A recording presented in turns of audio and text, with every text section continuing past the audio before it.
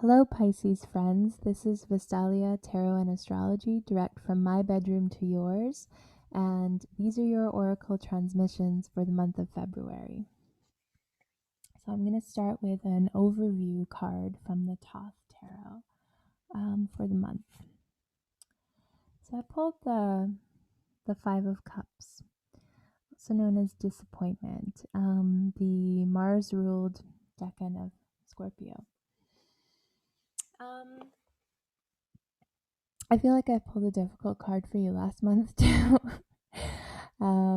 This isn't, the most pleasant of cards. It can speak to some sort of emotional disappointment, but I've often found it to be a little bit of a crying over spilt milk card sometimes, where it's really time to let it go, whatever is this thing that hasn't worked out for you, and to sort of use a bit of that Mars energy of this card to just cut off the part of you that wants to just be weepy and self-pitying. Of course, I generally advocate processing our emotions and dealing with our pain and so on, but I'm just getting the sense that there can be a danger of wallowing. um, and on the other hand, with Mars and Scorpio, which is a natural combination, you do have the capacity to change the situation and to get yourself out of the situation if that's necessary. Um, there can also be there's definite perhaps a sexual element to this. With this scorpionic Martian energy, perhaps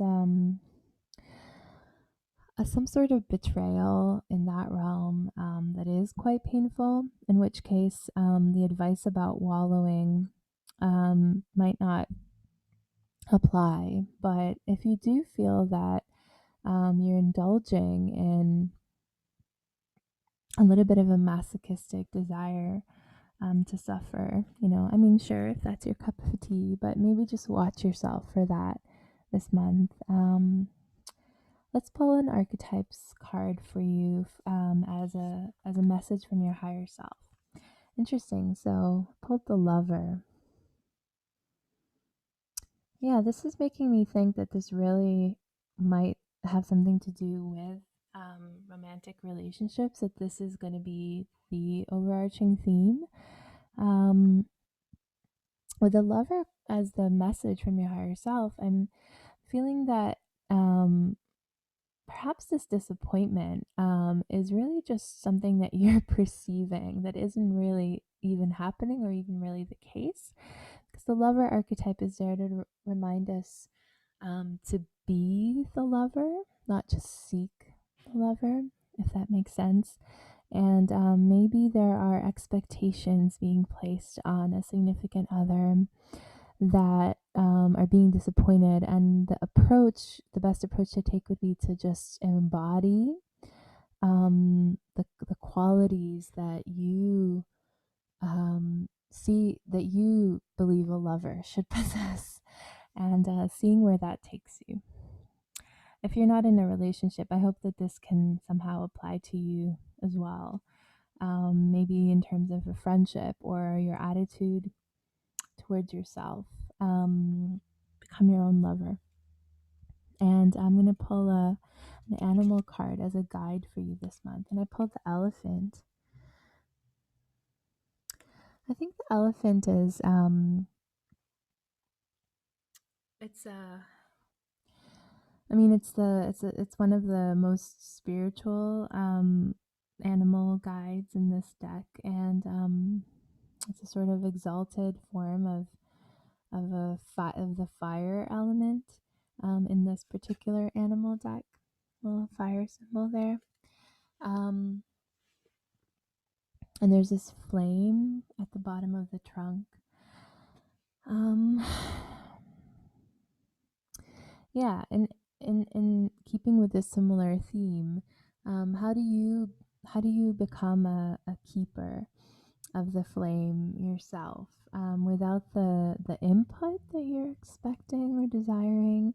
I think there's something like a movement towards, I would say, towards a kind of more unconditional love, within you, that you might be really called on, to embody this month. And finally, I'm going to do a form of divination I learned from a friend recently called bibliomancy, of choosing a random passage from a book. So, this is for you. When I was very young, I admired hardened criminals locked behind prison doors. I visited inns and taverns they frequented.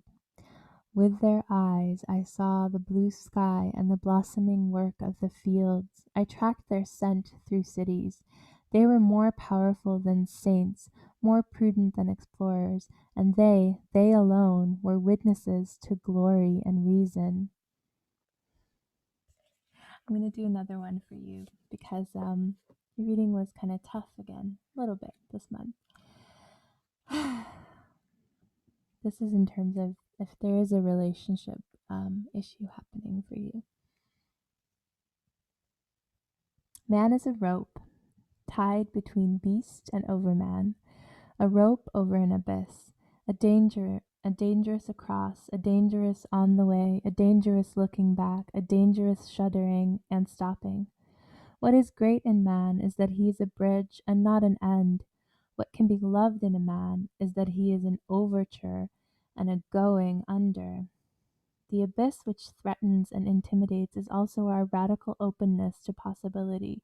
To cross over, we are obliged to spin out the tethering rope from the psyche's workshop, to extrude as the silkworm does from its own being, and to walk on our own imaginal gossamer possibilities to the other side.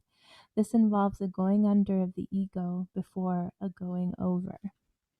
So I hope you have a good month and take care.